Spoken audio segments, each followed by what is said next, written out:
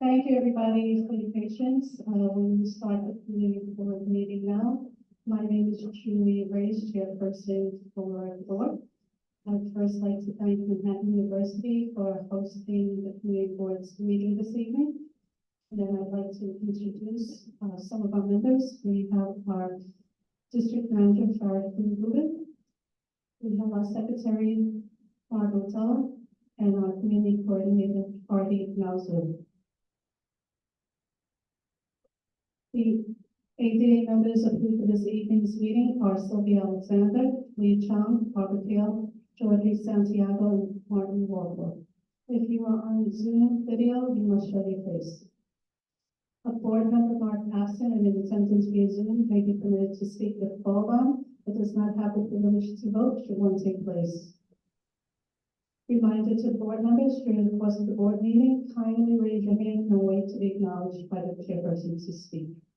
For guests on Zoom, please note only members of the public who have signed up to speak at the gallery session may address the board during the first portion of the meeting. That will be the public gallery session. Members of the public who signed up for the gallery session are allowed 3 minutes to address the board, and no more than 5 speakers are allowed during our gallery sessions. Presentations should cover only matters of general interest and not a personal matter. Board members may ask questions of speakers, during which the 3-minute clock will stop, but may not engage in discussions or statements. Anyone wishing to speak must call the board office in advance and state the topic to be covered. The telephone number is 718-884-3959. You may also contact the board office to put on our mailing list so you can get valuable information. This evening, we do not have any speakers for the gallery session, so I will ask the audience if there is anyone who wishes to speak on a particular subject. Okay, and then I'll just let the board members know that should you wish to ever speak to the board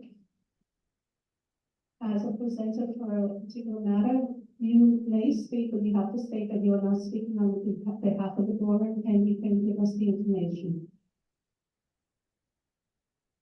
Okay, so with that, does anyone have any questions or comments? Does someone pass the mic? Is there one there? Oh, okay, thank you. Okay, so we'll go to item agenda number 3, report from the Bronx Borough President's Office.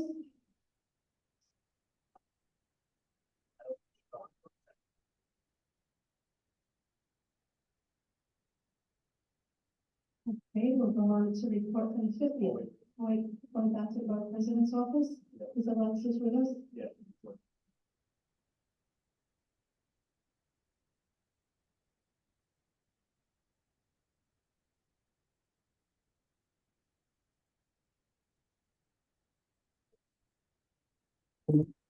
Hi, can you hear me? Yes, now we do. Thanks, Alexis. Hi, how are you?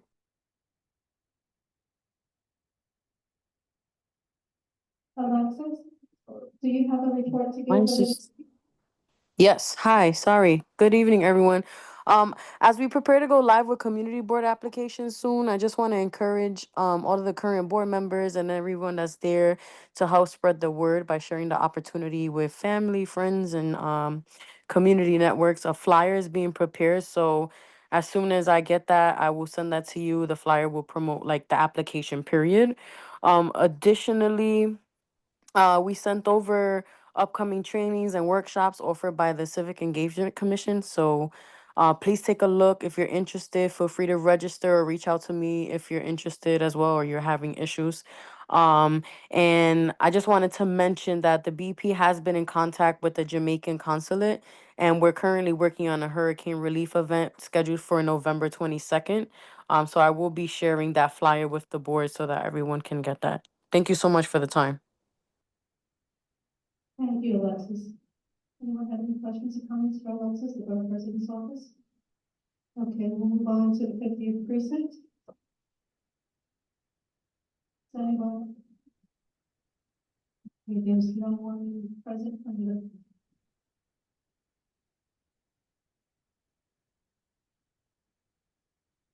Okay, so we'll move on to the next item, roll call.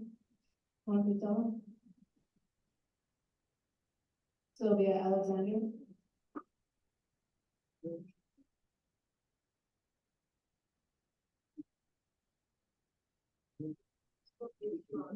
Sylvia, unmute. Sylvia Alexander.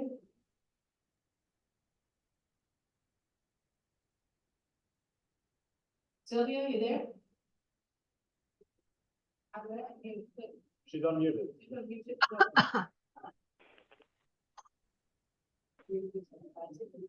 Debbie Allen. President.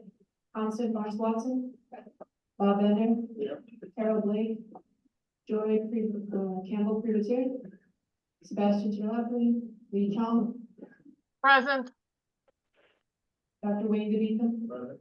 Ingrid De Leon. Margaret Della, President Althea Eagle. Nicholas Faggio. Miriam Miller. Stephen Fruit. Dr. Julia Gomez. Edward Green. Present. Emily Houseman. Deborah Harris. Rashida Hilliard. Barbara Kale. Rabbi Bob Kaplan. Laura Levine Pinheiro. Nicole Lewis. Steve Matthews. Here. Charles Merler. Here. Daniel Nunez. Here. Angel Ortega. Richard Perez. Here. Julia Reyes. Brittany Reynoso. Ayana Rivera. Daniel Rowan. Here. Roger Santiago.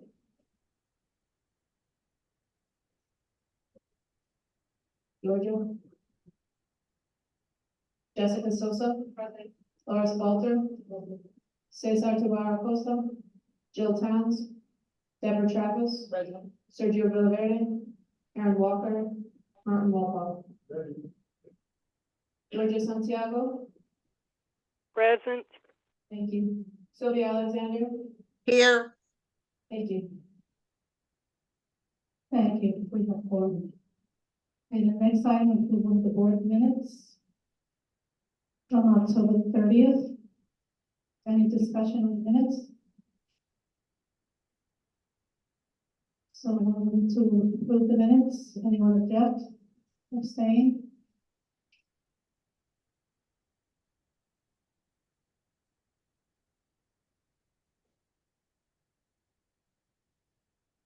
We're going back to this. So it's just a minor correction in the DM minutes to put in, the DOT commissioner's name, which is Idanis Rodriguez, under the DM report section on the exec committee meeting. Oh, she said, oh, I'm sorry, this is on the exec minutes. Back to you. Okay, so we're going back to the votes on the board minutes. We had no objections, no abstentions, so the board minutes approved. The executive committee meeting minutes of October 29th. Any discussion? Mr. Barrett? And just to let you know, we made the correction to put the commissioner's correct name in the exec committee minutes. Thank you. Thank you. That's under the district manager's report. So we'll move on to item 8, chairperson's report. The report is very brief, being that we just had a meeting 2 weeks ago. We have new board member John T. Yano, who has resigned from the board. And my other comment is that in the ethical guidelines, which Marty always goes over with us and goes over through orientation, I just want to remind everyone that testifying or speaking to the press unless approved by the board chairperson, only the committee chairpersons may testify or speak to the press regarding board business. So if you do speak to the press to testify, unless you have authorization, you are doing it as a resident, as a public citizen rather. Any questions or comments? Angel? Do the microphone so that people listening can hear as well. Okay, so I do speak to the press because I bargained into the union and I do all the stuff that I bows the press, but there won't be any CBA business That's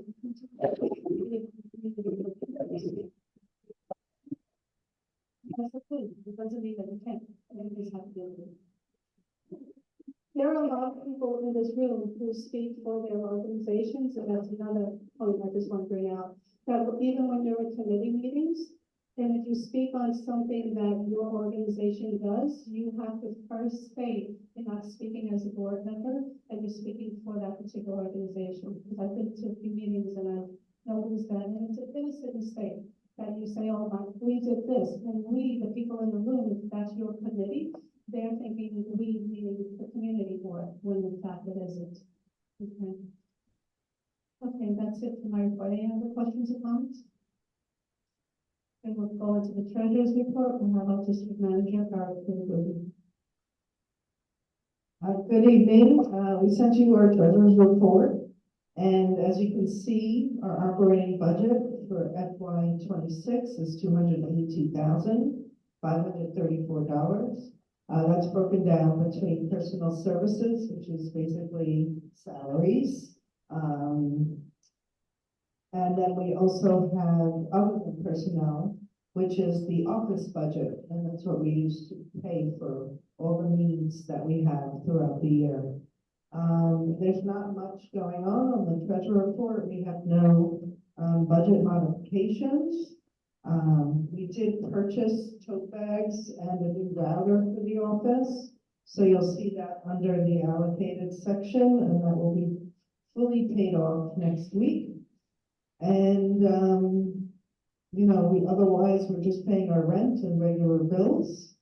And that's it. Does anyone have any questions?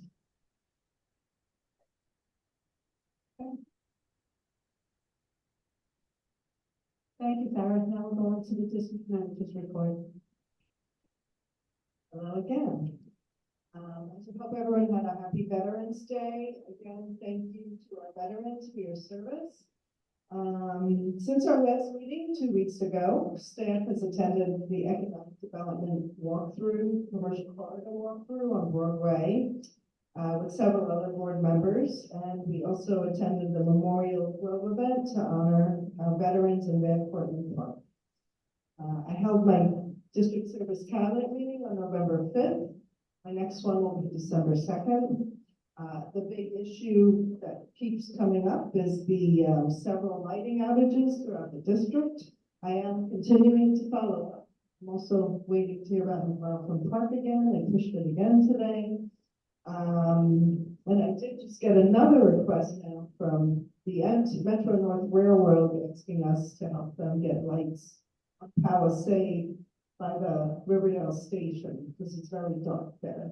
So we're working on that as well now. Our office was asked to help the residents on Greystone Avenue to coordinate a community leaf cleanup.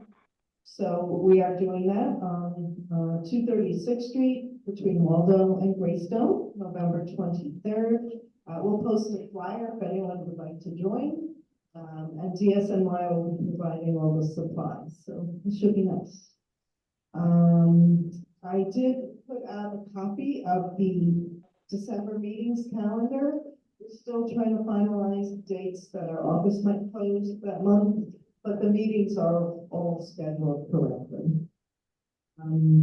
Also, just want to put out there, if I know some committees are doing this, if you are thinking about doing a guide or a pamphlet for this year, please let the office know, because I do have to keep in mind our budget to make sure we have the money to print whatever the need is. We have a certain amount of funds. We dedicate it to think, very specific things. So if you are thinking of that, just let us know. And I am happy to say we have resolved the tech issues as much as we could have so far. So everything should be working, and I hope you noticed it was not as glitchy on the Zoom recently. Very happy about that. We are working forward towards having a new community associate, and I'll let the search committee talk more on that. And last but not least, I have been working on getting those donations for turkeys for annual Thanksgiving turkey giveaway. I will update everyone once it is finalized, but we're definitely gonna have one. We are gonna get some turkeys. I'm not sure how much, it probably won't be as much as we've gotten in the past. But, I will be posting a flyer, people RSVP if they want a turkey. And then we hold the event and ask a lot of you if you could come help out during the day when we have to give out all the turkeys. So it's a great event that we do. And I think people are already calling, waiting for us to let them know if we have any. And that's all. Thank you. Any questions? Yes, Justin.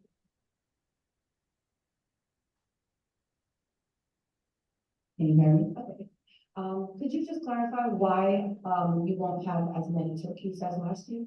Because it's donated, and they told me, you know, it's for some reason harder to get them out. We've gotten in the past, there's a big need out there. So, that's one of the reasons. Other reason is they did have a delivery of turkeys stolen. So that did not, you know, that also took away from the amounts that they could give everyone this year. But I'm working on getting it from different people and see if we can make up the difference. Okay, and is it possible to get kind of some data on like, you know, how many turkeys you're getting every year? Oh, every year? Yes, it's between 200 and 250 turkeys so far. All And I distribute them between organizations and usually give 100 to individuals in the district. Thank you. Or 80, right. Thank you. Thank you. Now we'll move on to committee reports. When giving your report, please use the microphone so people on Zoom may also hear, and also wait to be called upon. We'll start with the special committee on Hudson River Greenway.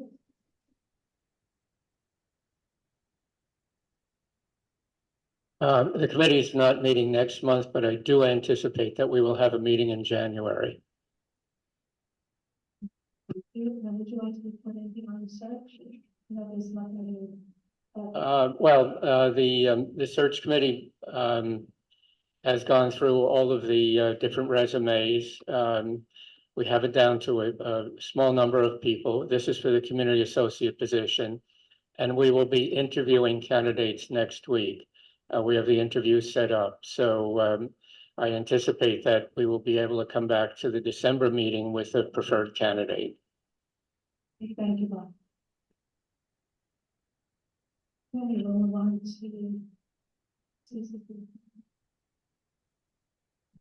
anyone reporting for the youth committee? Okay, great.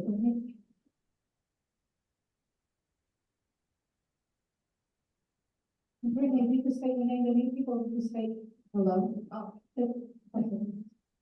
Hi, everyone. My name is Brittany Reynoso, part of the youth committee. Unfortunately, Steve was unable to be here, but our last committee, we had not met since the last meeting, the full board meeting. And our next meeting will be on Monday. Thank you. Questions, comments?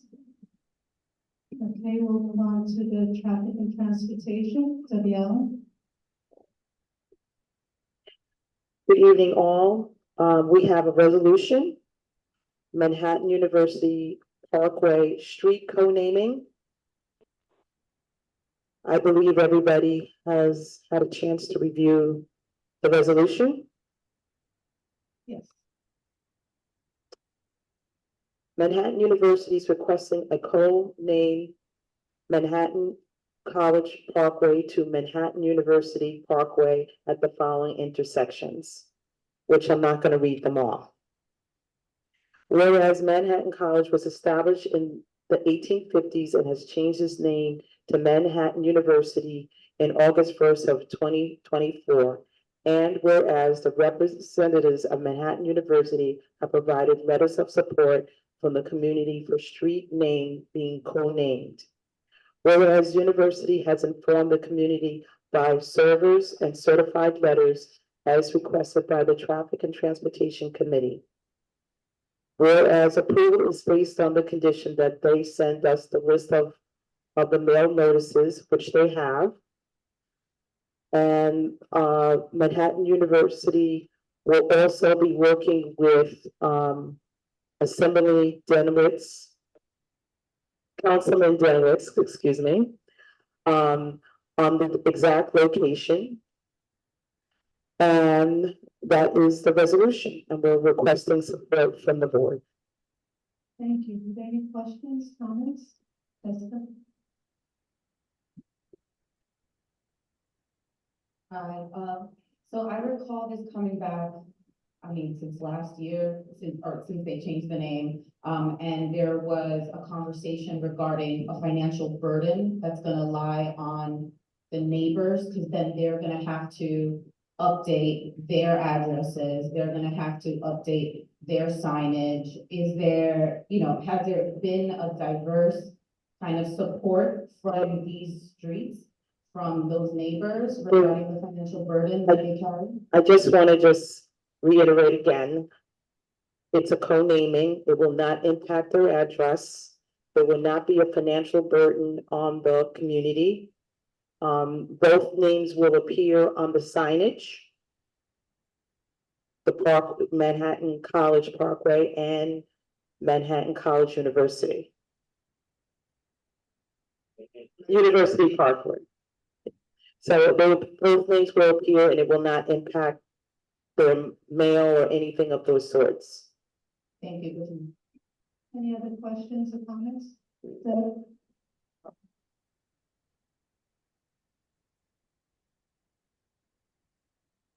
So I know we discussed before in the exec committee exactly all of the intersections. I had a question about two. One was the Post Road. I see that there's 3 signs that are for the Manhattan College Parkway and Broadway intersection, but then it takes that left at Post Road. Is there going to be a co-naming sign there, or is that part of the discussion that Councilmember Dinowitz will be having with the university? Yes, that will be part of the discussion that Eric Denowitz will have with the university. So we wanted to outline every possible intersection and possible signage. The original resolution only had one area, which, there was other opportunities that it could be more than that one area. So when the university meets with Mr. Denowitz, it will be finalized. But it will not impact the neighbors, it won't impact their mail. There will be no cost to the neighbors. Is it possible to have a friendly amendment to include Post Road and the Henry Hudson Parkway East, which is at the opposite end of Broadway? Sure. Thank you. Any other comments or questions?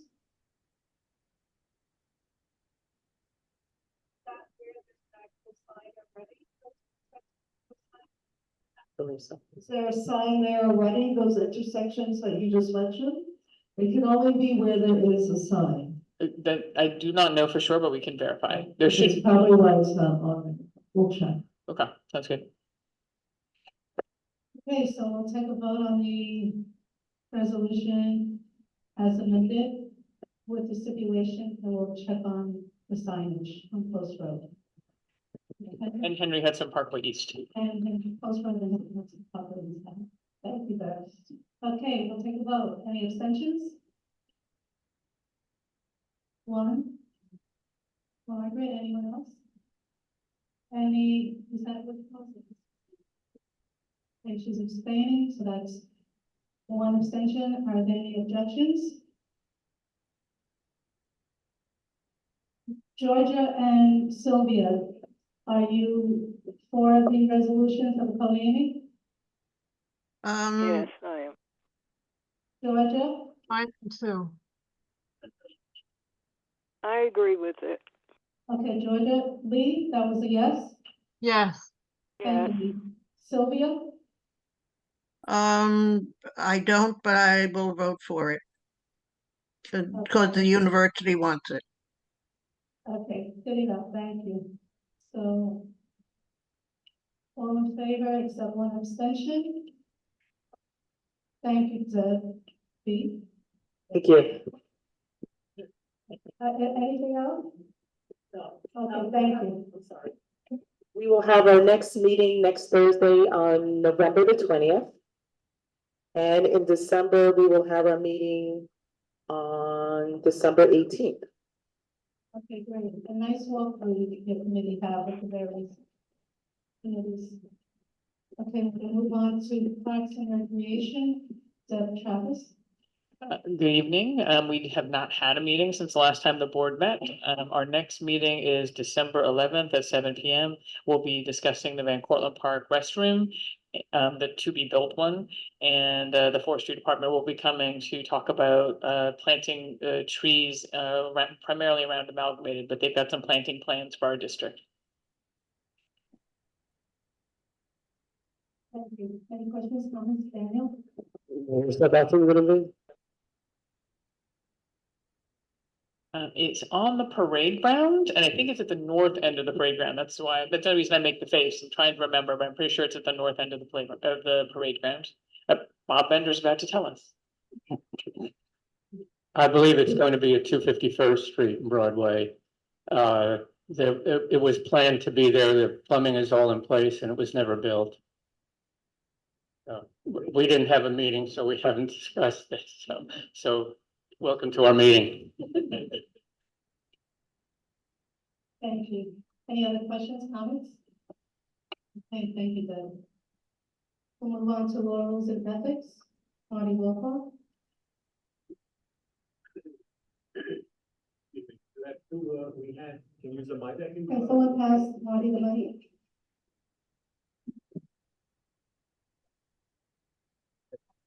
Testing. We should have two resolutions from the ORE committee concerning the amendment to the bylaws. It was passed last month, and we now need a second vote.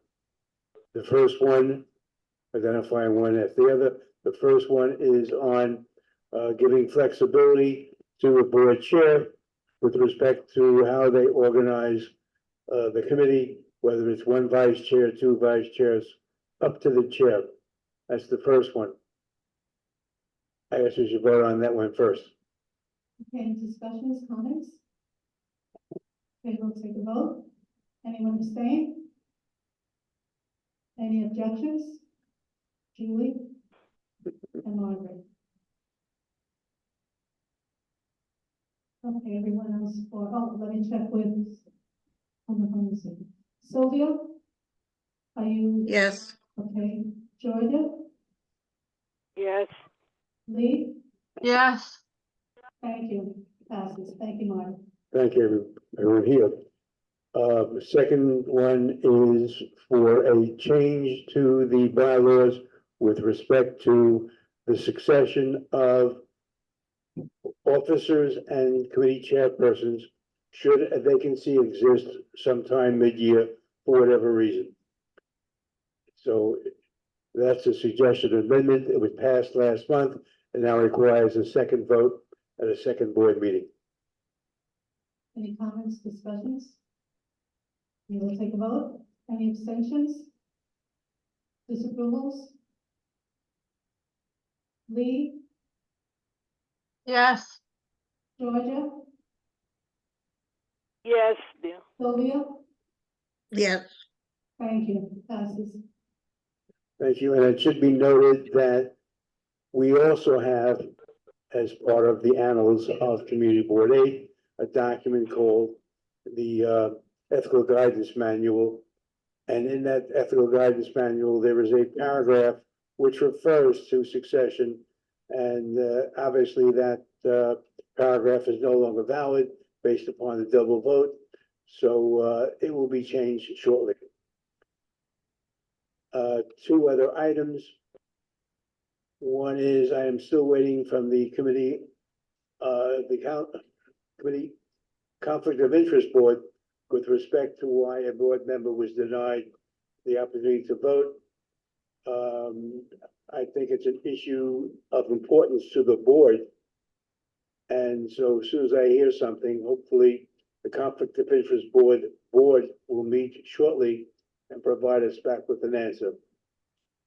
And the last item is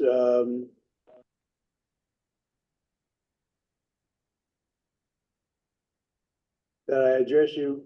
The minutes of the LRE will be coming out shortly. And in those minutes, there are a number of items that came up during the course of the meeting, which asked for decisions or reinforcement of items of practice by the board. And so I ask you to look at them when the minutes come out, because it impacts the entire board. So we just confirmed what was there, but we just wanted to make sure everyone knows it. That's my report. Thank you, Margaret. Okay, we're going to move on to public safety.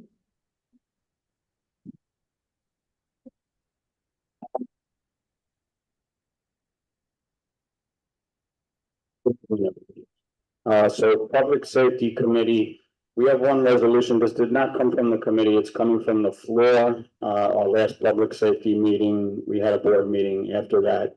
So this is coming from the board. It's a resolution. Can we put that on the screen?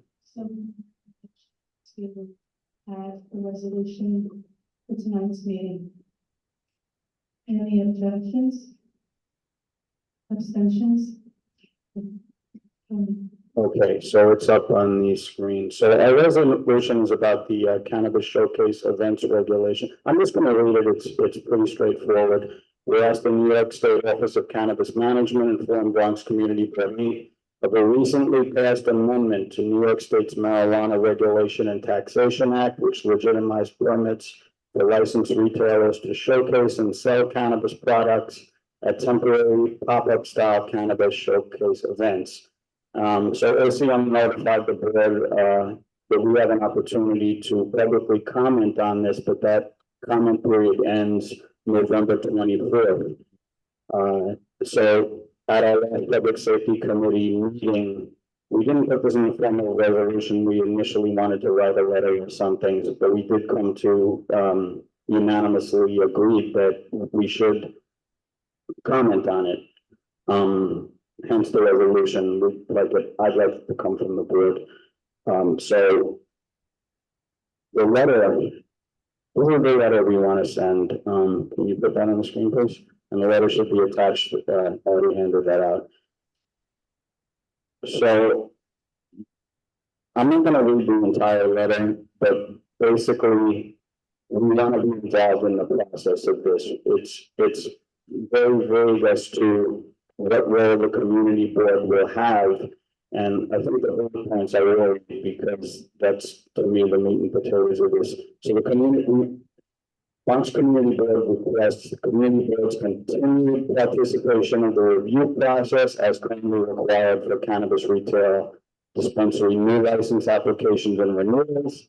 We want advisory input on the site locations of the cannabis showcase events. We want clarification of the community board's role in the process.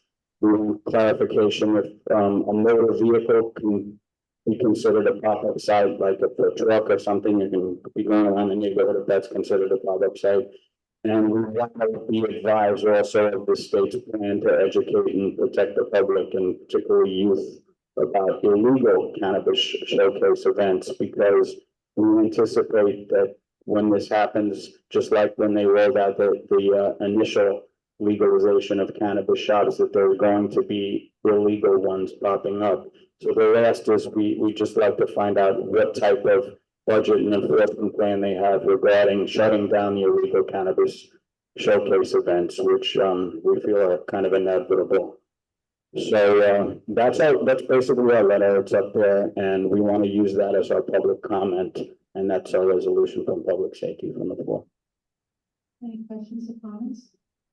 Stephen? And then Marty.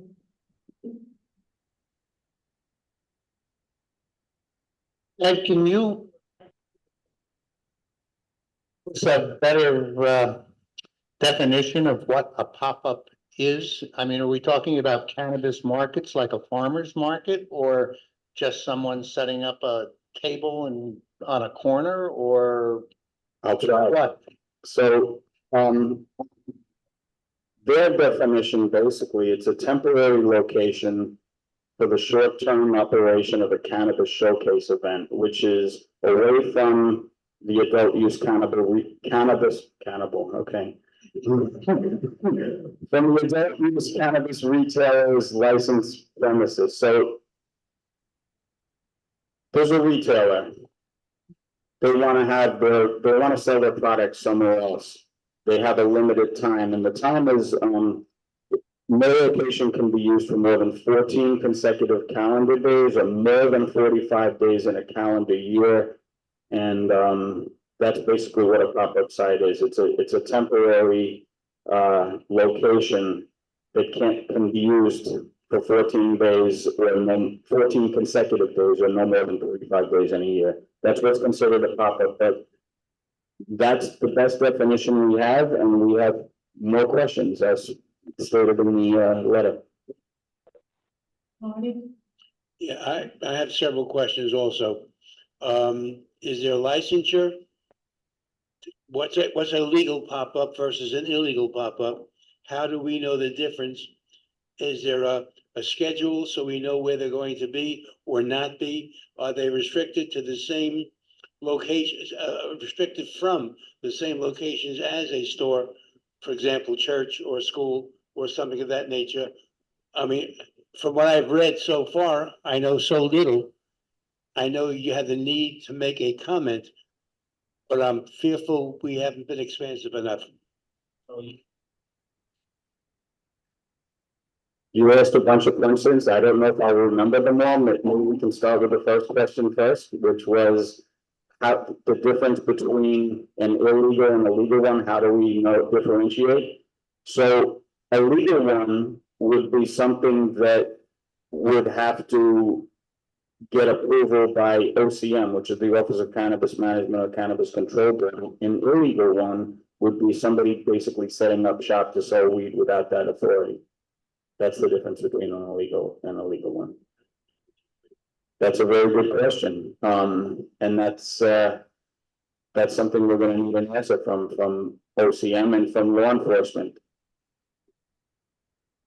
Well, they set up, they pop up.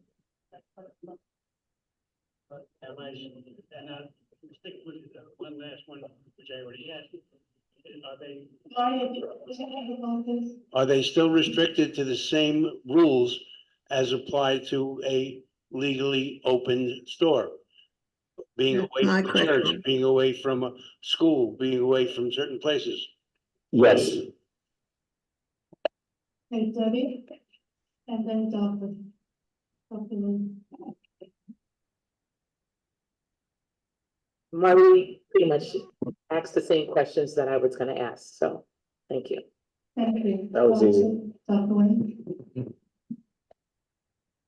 So I've, as we've dealt with this evolving, strange new world, of legal cannabis. And I know that this board has kind of been working in this balance between what is it, right? And obviously addressing our own preconceptions versus the regulatory or advisory role that we have. My concern with the wording of these definitions they are exceedingly vague. And in light of the way we deal with, say, other controlled substances, like say alcohol, I'm asking myself the question, if I put the word beer garden instead of pop-up cannabis shop, if that would be acceptable. I don't think we'd ever have a place where we'd say it's acceptable to say, yeah, you can throw up a random beer garden for 14 days. And so I would personally say, like, I approve this. I think that we need to make it abundantly clear that we have concerns, and I think we need to make it clear that this wording of these regulations need to be much far tighter and far more detailed than the ambiguity that we're getting from the Office of Cannabis Management. Okay, Stephen, hold on 1 second. I just want to make sure everyone gets one chance. I'd just like to respond to that really quickly. So the one thing that I failed to mention, which I think is very important, is we had a lot of questions regarding some of these questions I've heard tonight. And we did contact OCM to try to get some answers, and OCM's response was, we are not allowed to comment on this until the public comment period is over. So there you have it. That's like, we will tell you what's in the bill until you vote on it, basically. Thank you. I'm gonna let Stephen have the last word, but I just want to check anyone on this side or on Zoom has a question or comment. Laura, Stephen, and then we'll vote.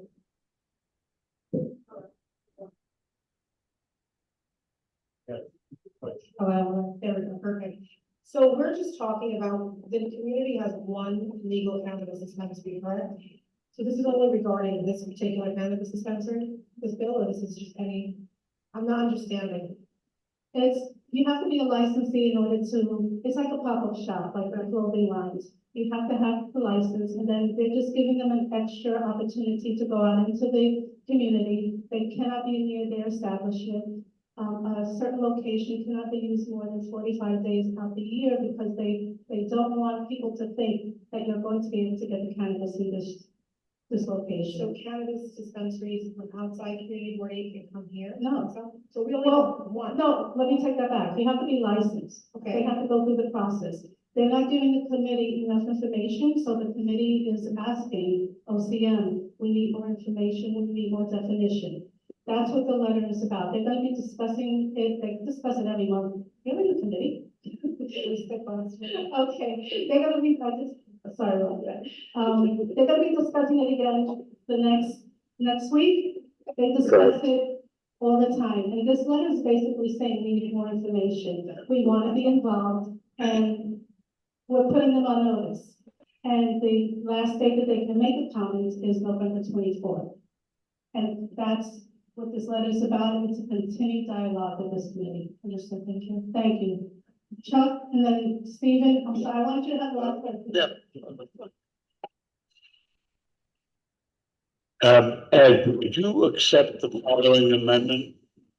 That in the event the cannabis committee or management committee declines to give us the information requested and to answer our questions, we will ask the members of the city council from this district to oppose the bill.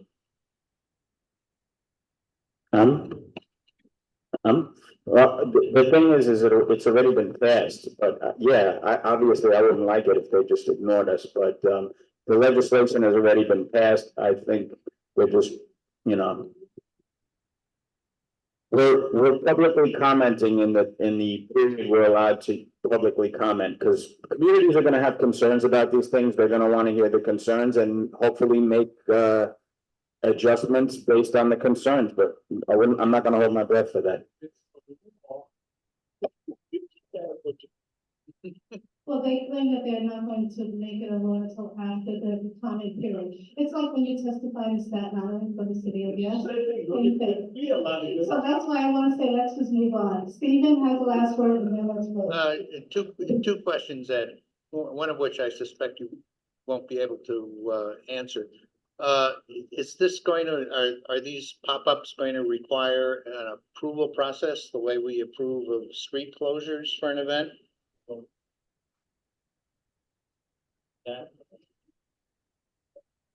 That's my main contention with this. We don't have that information, and we want to know if we're not going to get shut out of this process. That's my concern with the Public Safety Committee, that we want this to go through us and go through the board process.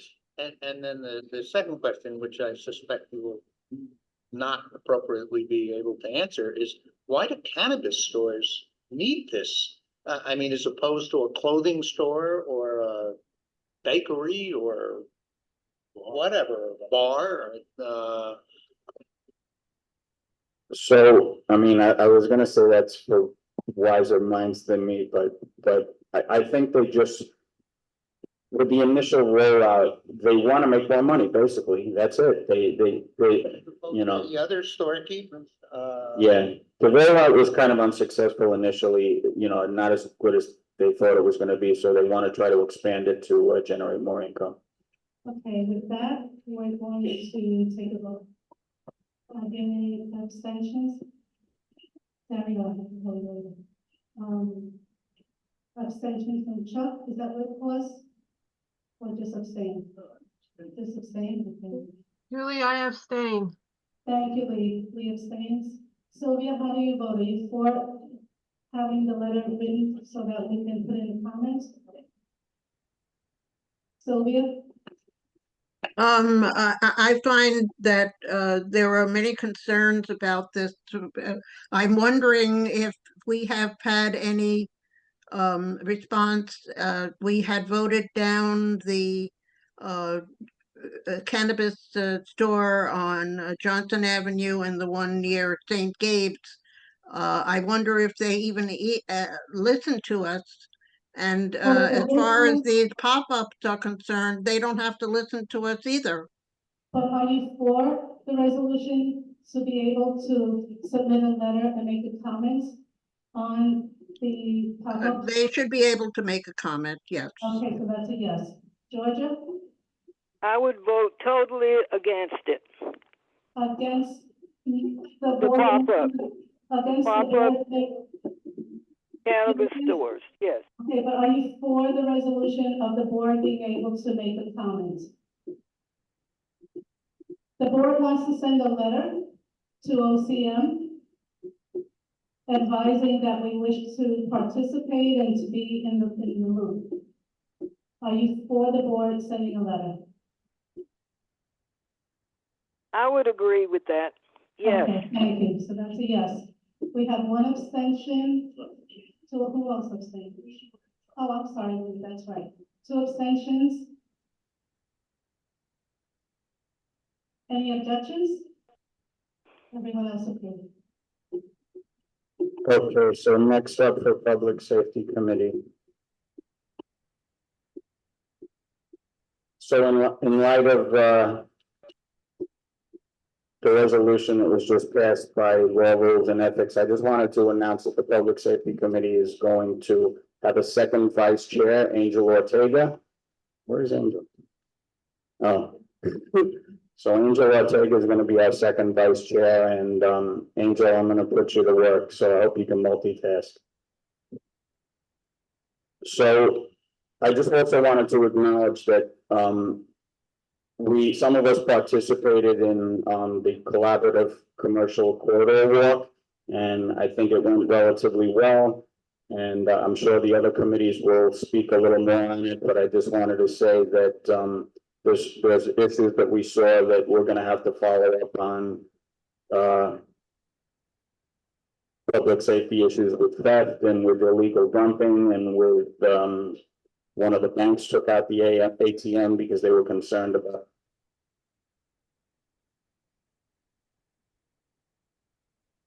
That means we've had your time. Okay. Yeah, so well, we had a few concerns. I'm sure the other committees will speak on it. Our next meeting is on Tuesday, the 18th at the 50th precinct. All are welcome. Thank you. Thank you. And I'd just like to say, I called Angel last month to make sure he knew that I was against the resolution. Now it's Angel, and Angel, congratulations. I'm sure you're going to be working very hard. So then we're going to go to land use. Chuck Nerville. Someone pass the mic to Chuck, please.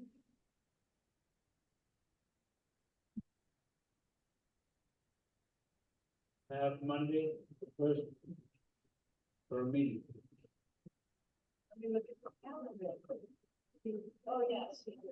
All right, we met about a week or so ago and had a discussion concerning a discussion that was not one subject to a vote at that time, but there is a significant potential for interaction that is quite negative as between the adoption of the City of Yes 2 years ago or a year ago and the adoption of the resolutions now amending the city charter.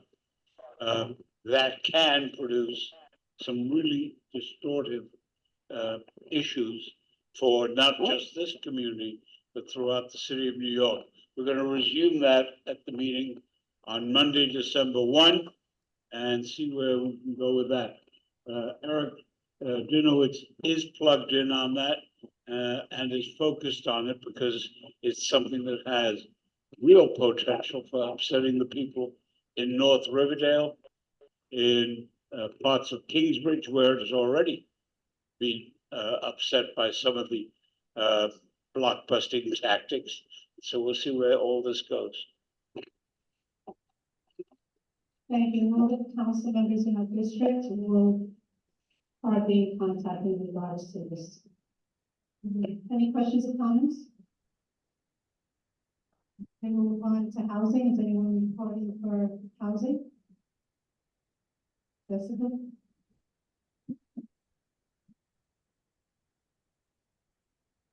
Hello, everyone. Vice Chair for Housing. So at our last meeting on October 27th, we had a guest speaker. His name was Johan Ellis. He works at the Center for NYC Neighborhoods. He gave an excellent presentation on the grant opportunities that they manage to help homeowners update their basements for flooding, or update their HVAC, or update their insulation. And anyone facing foreclosure issues, they have that kind of assistance as well. They're funded through the city council, so it is our tax dollars funding them to help us fix our neighborhoods. So I just invite everybody to listen into the meeting and the presentation, reach out to the Center of NYC Neighborhoods to see if there are people, your neighbors, yourselves, that may be in need of some support, that they're there, and they have an application process to support people for rehabs and retrofits. And I asked them a few questions, so I am waiting for updates on any testimonies from people that they have helped, so we can understand, you know, what kind of work they have done successfully to help people. And so we can better identify people in our community that might be able to match that, align with that kind of support that they've already done, so we can, you know, match them to get that kind of support. I did ask him what's the fastest project that they've been able to turn around. They said that they, from application to bidding, construction, and, you know, kind of being done with whatever rehab or project or capital project that they did, they've been able to turn over after a year. So if you are having flooding issues in your house, there's grants available for people. There are income limits for that, but you know, there's a support system there. I thought it was a great presentation, and I invite everybody to look into CNYC to get support. And that was kind of like the gist of our meeting. Thank you. Thank you. They give a lot of links, a lot of information. John? Yes.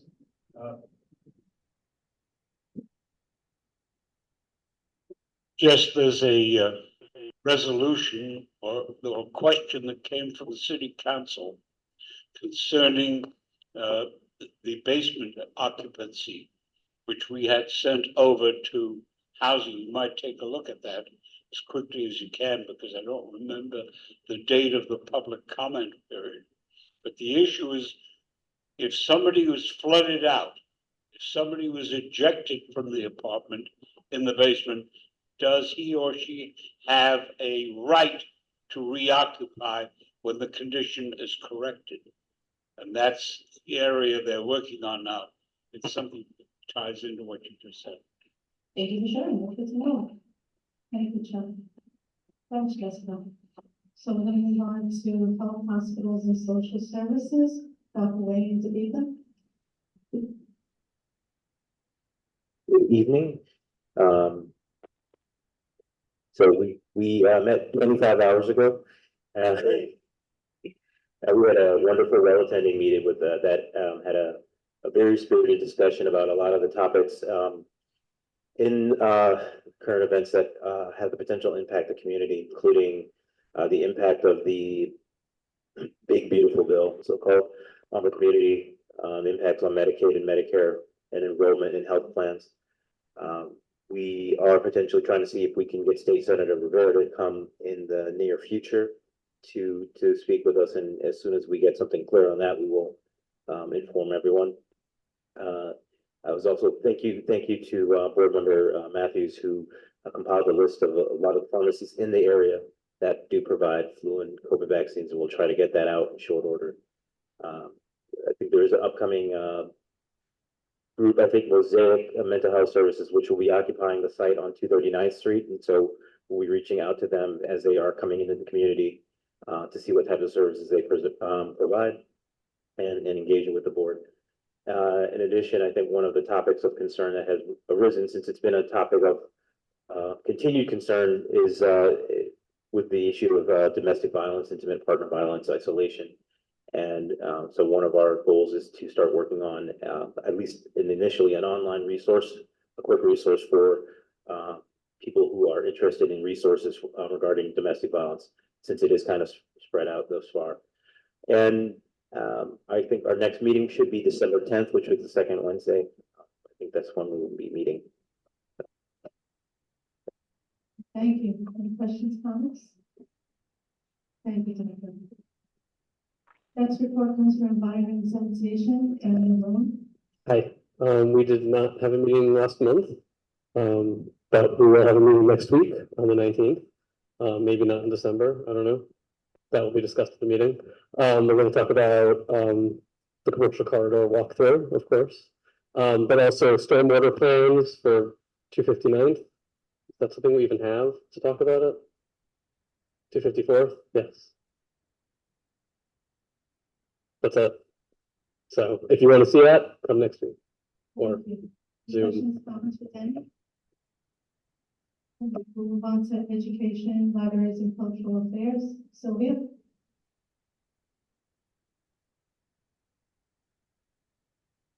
Sylvia? Sylvia, your report? Is education next?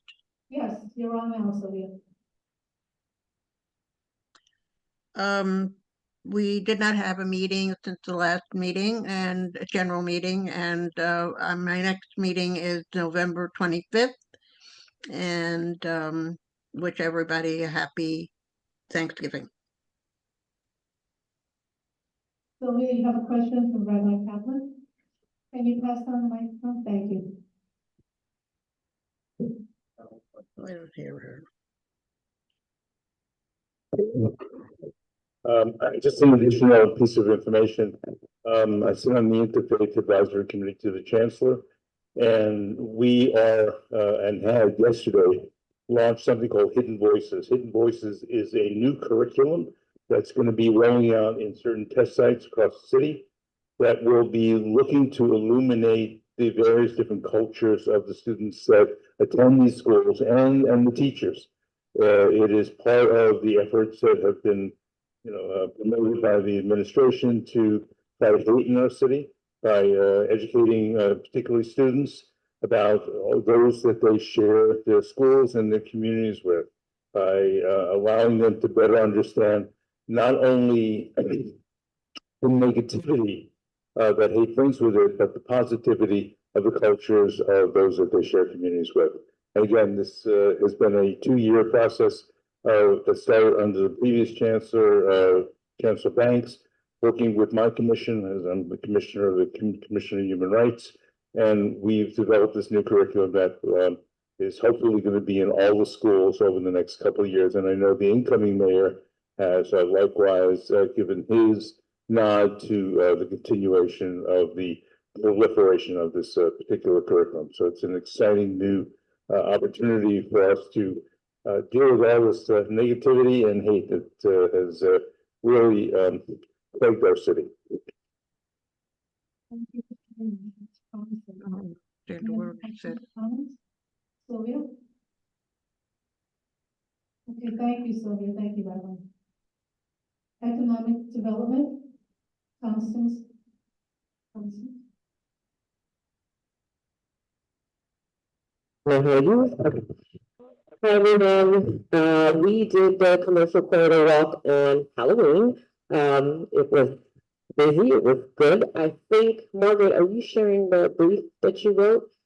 Okay, so Margaret, we have a summary, and I think if you read it, it's more helpful than me trying to take up time to go through all of that, but Ed brought up some of the concerns there. Folks were welcoming, we were fed, we learned about, the trash issues, that all the things that Ed mentioned, so please, we'll send out a summary. Read that, we want to continue, we want to find more ways to engage the businesses and stay in touch, so any suggestions are welcome. We had our third board meeting on the 4th, at Mount St. Vincent. We were joined by the Chamber of Commerce and Cravings and Crafts Farmers Market. Chamber of Commerce gave out a lot of information. If anyone wants a bag of swag, I have some in my car. Let's see, our community fellow, she started, Khadijah, and she will join meetings as she can. She will be setting up meetings with all the chairs of the committees and visiting committees. She's also been looking at some things online, so she is knee-deep in learning about our community. And our next meeting is on the 2nd of December. We will have Kimberly Kendall, the interim dean of continuing and professional studies at Lehman. She also oversees CUNY on the Concourse and Small Business Development Center. I'm looking for another space because she will be talking about the intern program that is free for businesses. So if anybody has any locations that can support us, please let me know. That's it. Thank you, Constance. And by the way, like I traffic and transportation earlier, for the walkway, I walked with you the whole time. But it was a good event. Thank you. Karen? Just, Constance, we can go over spaces. I have a whole list, and we'll get it done this time. Thank you. So the next is budget. Our budget chair was unable to attend. He advises that the next budget meeting will be January 7th. The aging, Barbara Kale. Can you hear?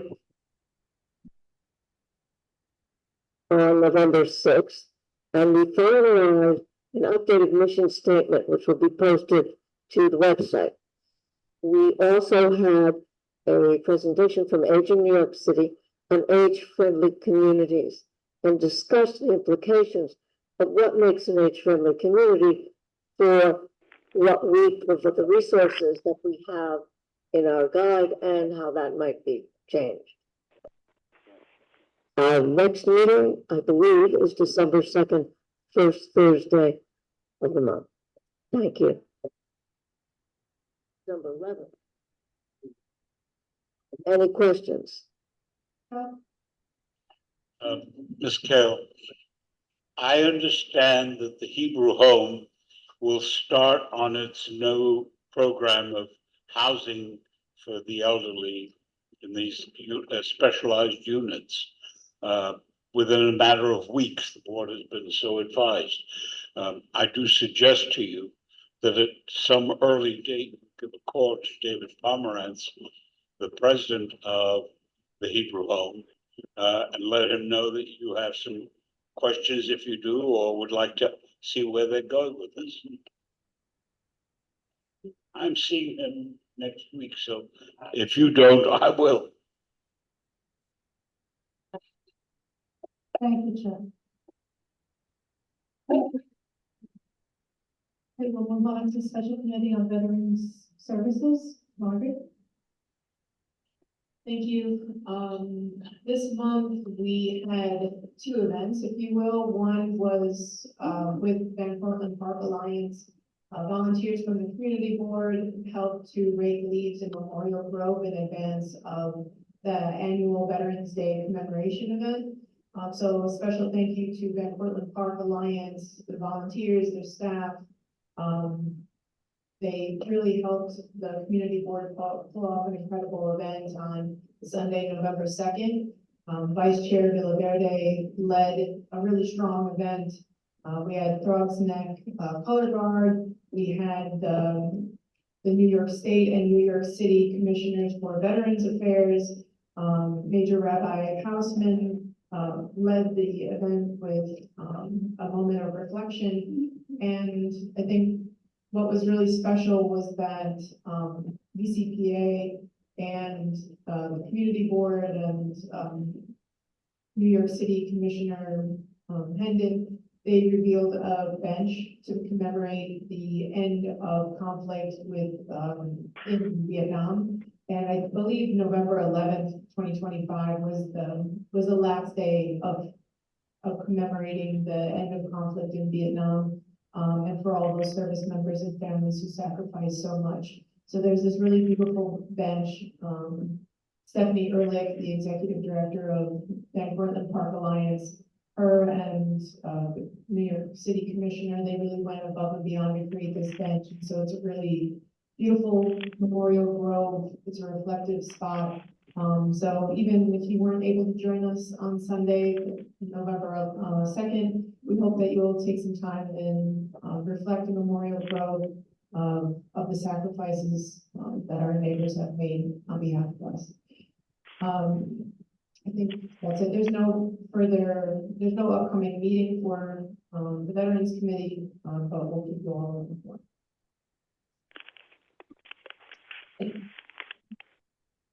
I am switching to the Special Committee on Racial Equity. Just wanted to give a special shout out to the Economic Development Chair, Constance Barnes Watson, for her leadership in the Broadway corridor walkthrough, as well as Farah, making sure that we had people, we had resources, and it was a really great opportunity to talk one-on-one with businesses in the corridor, understand what the issues are.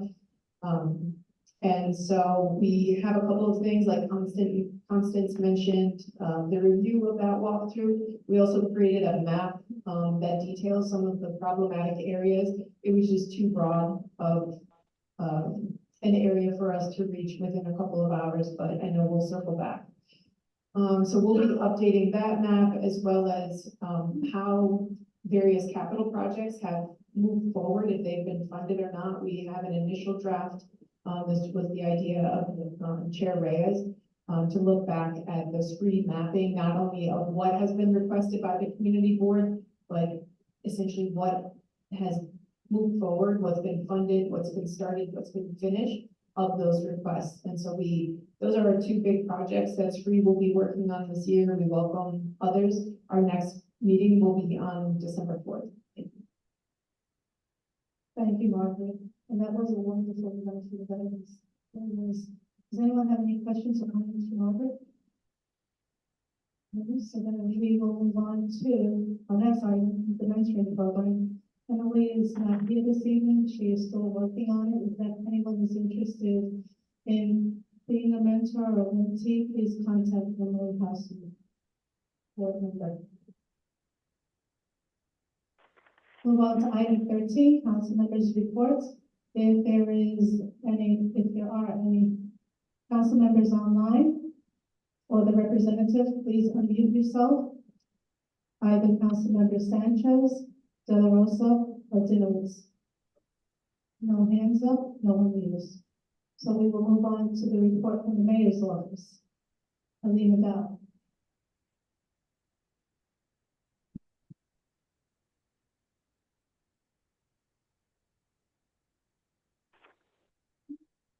Hi, good evening, everyone. Good to see you all. Alina Dow, Bronxborough Director for the Mayor's Office of Community Affairs. So I did just want to share that everything is still moving forward. I know there's been a lot of concern about what's happening. So the senior staff has been meeting with the transition team with the new incoming mayor. But our office still continues to move forward. The mayor is still making announcements. He's made some really interesting announcements recently about public safety. I know they're going to be doing a pilot program where there's going to be able to have a direct access into the schools for 911 in case of an active shooter. In addition to a new program that he just launched, that he just had actually a press conference about today regarding more financial support for our young people that are in foster care.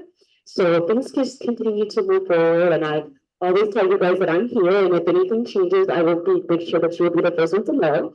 And I live in Community Board 8, so I'm definitely connected with you guys. So that's it. Thank you. Thank you, Alina. Any questions? Okay, so then we're gonna move on.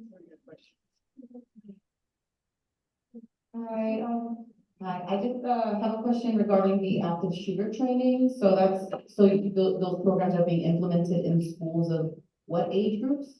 I mean, it's a pilot program now. What I'll do is I'll get all the details because the press just came out as well, and I'll share it with her and she can share it with the whole board. Thank you. Oh, you're welcome. Any other questions? No? Okay. Thank you. So we'll move on to the elected officials report. In order, if you are on Zoom, please raise your hand and unmute yourself in the Bronx District Attorney's Office, Senator Jackson, Senator Ravere's office. Anyone online? I didn't say that. I said anyone from Bronx VAs, Senator.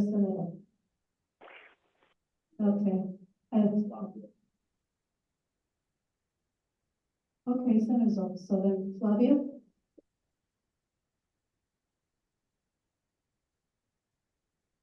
Good evening, everyone. How are you doing today? I'll be quick today. So, our office has compiled a list of food pantries located in our district for those who may have been affected by these terrible cuts. Our office continues to have free immigration assistance with NIMIC and housing assistance with West Bronx Housing. If you know anyone who's facing an illegal lockout or any facing eviction, please reach out to us. We are starting to do turkeys as well. I know Fer and I have been in contact already. So if you know anyone who is in need of any vouchers or turkeys, please have them reach out to our office. And you can call us at 718-933-2034. Thank you.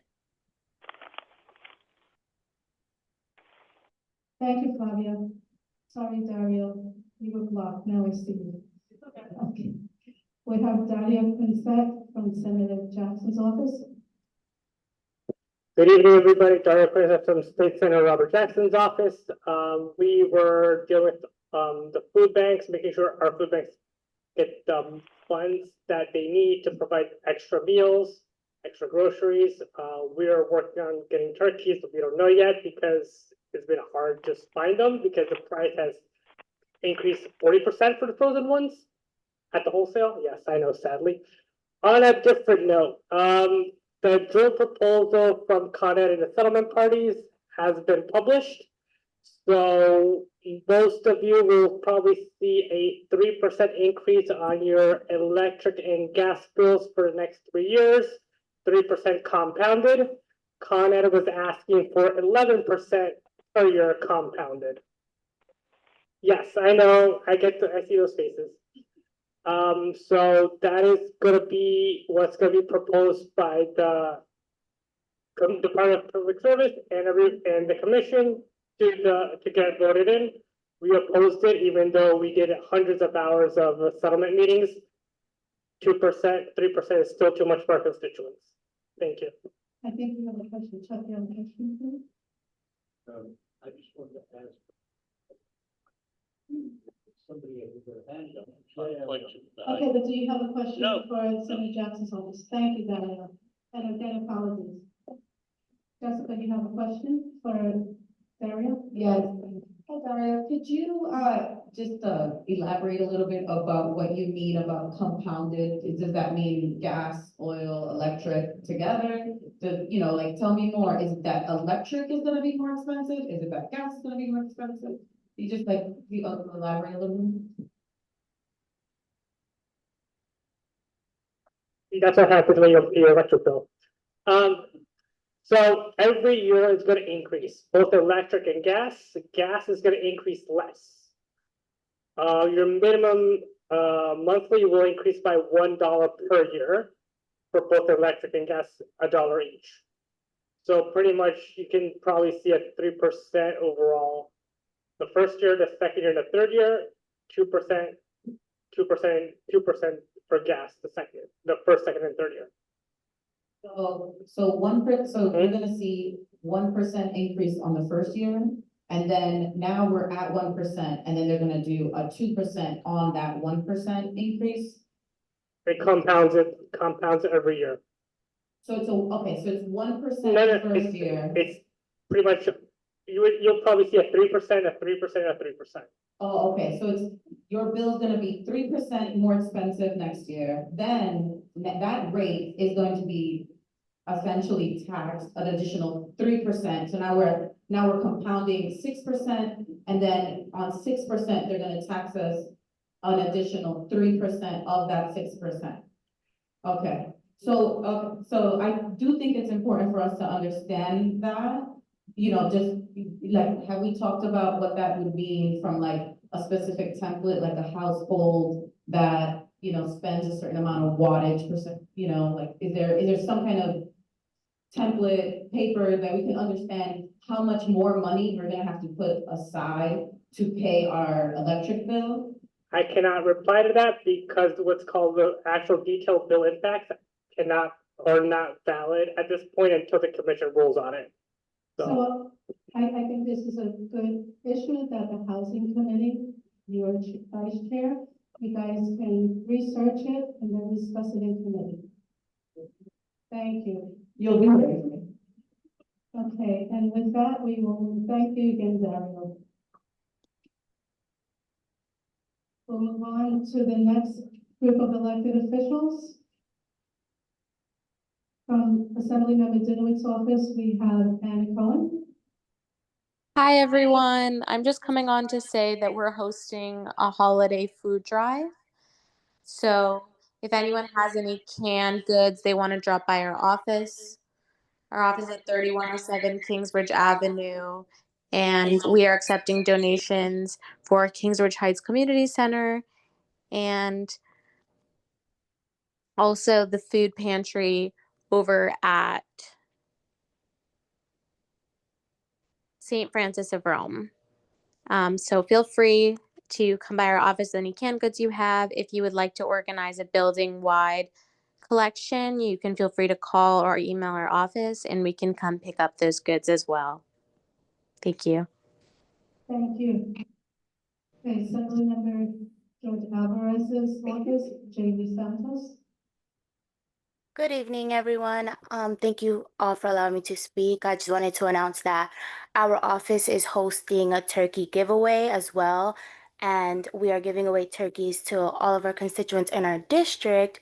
And based on the comment I made earlier in the meeting, if you guys would like, if the community board would like to request turkeys, please feel free to contact our chief of staff, who is Tanya Paulino, and she will try to arrange something or help any way that we can. Her email is PAULINO, that's PAULINOT as in Thomas, at nyassembly.gov.